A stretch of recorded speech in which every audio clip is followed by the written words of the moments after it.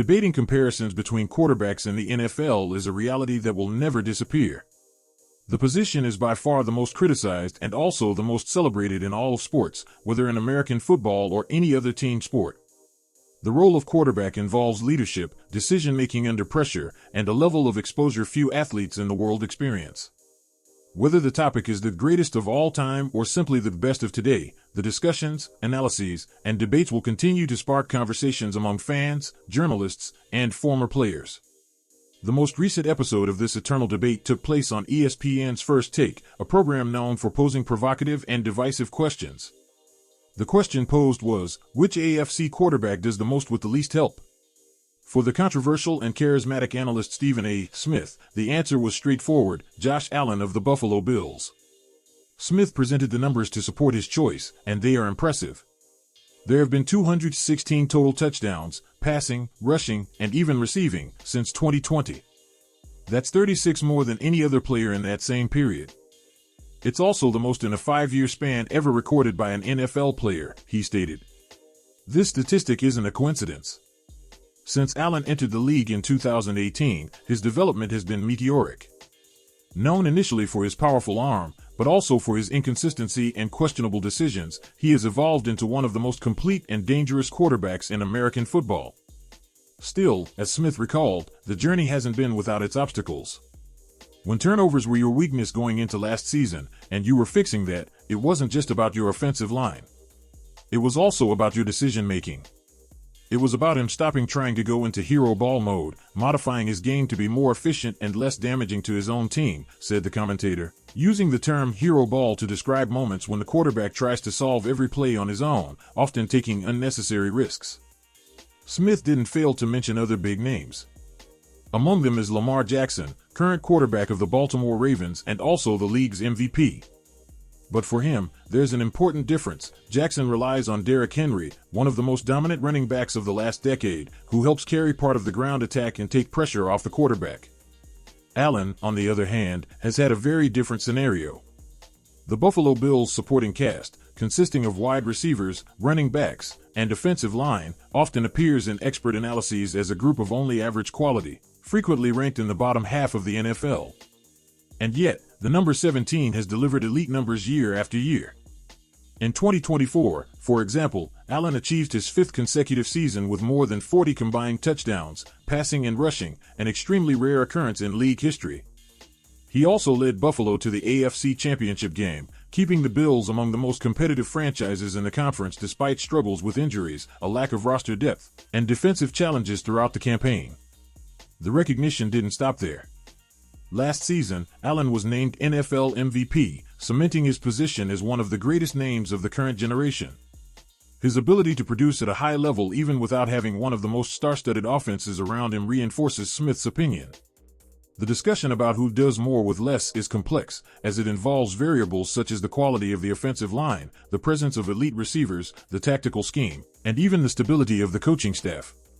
In Allen's case, what's impressive is his combination of physical strength, passing accuracy, mobility, and leadership on the field, even when the pressure seems overwhelming. The Bills' quarterback also stands out for his aggressive style of play. He doesn't hesitate to run the ball, take on defenders, and seek extra yards, something that makes him a dual threat and forces opposing defenses to prepare for multiple scenarios. This boldness, however, has cost him injuries and criticism for taking unnecessary risks. The maturity he's gained in recent seasons has helped him balance this instinct with more calculated decisions. Stephen A. Smith is known for his strong and sometimes controversial opinions, but in this case, even his most staunch critics recognize that his analysis is well-founded.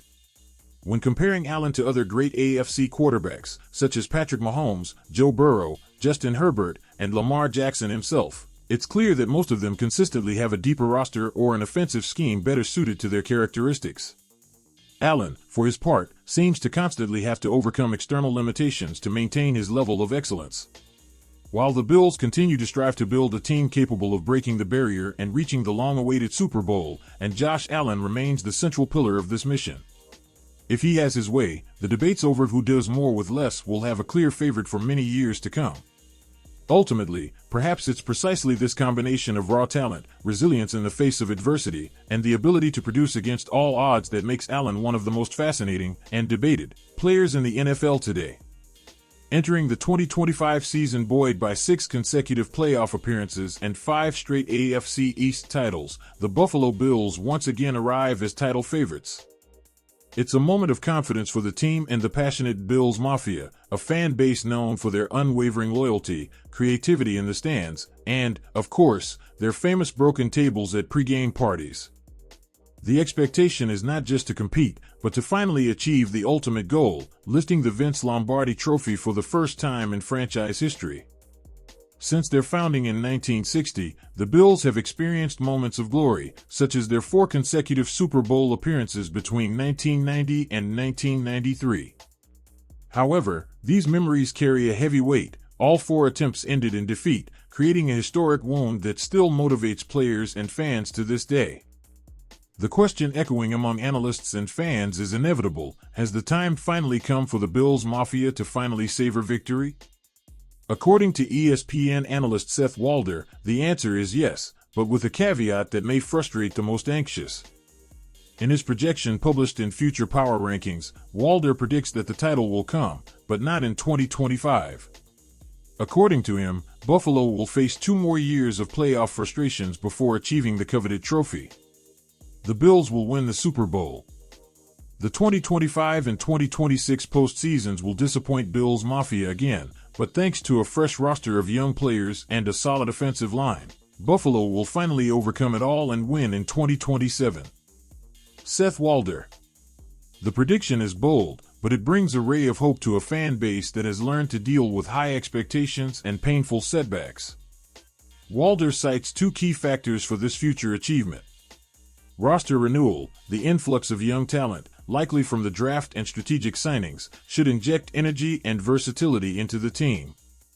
Strengthening the offensive line, protecting quarterback Josh Allen, and creating space for the running game have always been priorities, but projections indicate that, by 2027, the unit will be among the most consistent in the league. For many fans, waiting until 2027 may seem like an eternity, especially considering that the Buffalo Bills are currently at the peak of their competitive potential.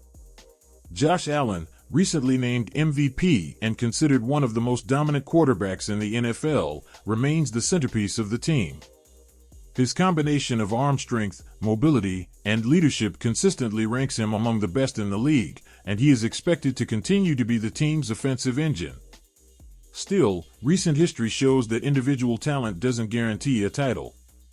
In recent years, the Bills have faced tough rivals like Patrick Mahomes' Kansas City Chiefs and Joe Burrow's Cincinnati Bengals, while also dealing with injuries at crucial moments and limited supporting cast. These factors have contributed to bitter defeats, some of them in extremely close games that have remained in the fans' memories. If Walder's prediction holds true, 2025 and 2026 will be 2 more almost their chapters in the Buffalo Bills narrative.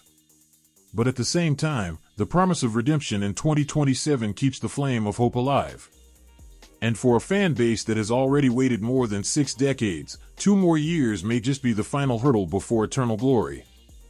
It's worth remembering that, if the title does indeed arrive in 2027, Buffalo will join the group of franchises that have finally broken their drought, as recently happened with the Philadelphia Eagles, Super Bowl 52 champions after decades without a win, and the Los Angeles Rams, who returned to the top after more than 20 years.